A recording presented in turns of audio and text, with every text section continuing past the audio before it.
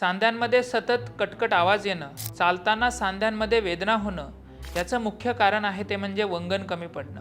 आपल्या आहारातून जर तेलबियांचं प्रमाण कमी जात असेल, जसं तीळ, जवस, शेंगदाणा, करडई, हे जर आपल्या आहारातून कमी जात असेल आणि त्याचा परिणाम म्हणून वंगण कमी पडतं. त्याचबरोबर आपल्या सांध्यांना जर तुम्ही ऑइल मसाज करत नसाल किंवा तेलाची मसाज करत नसाल, तरीसुद्धा आपल्या सांध्यांमध्ये तेल कमी पडून सांध्यांमध्ये कटकट आवाज येतो.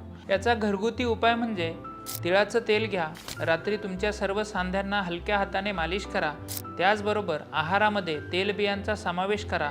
त्याच्यामध्ये तीळ, जवस, शेंगदाणा, करडई, खोबरं यांचा उत्तम समावेश आहारामध्ये केल्यामुळं आहारातला जो स्निग्धपणा आहे तो चांगला मिळायला मदत होतो व सांधेदुखी कमी व्हायला मदत होते.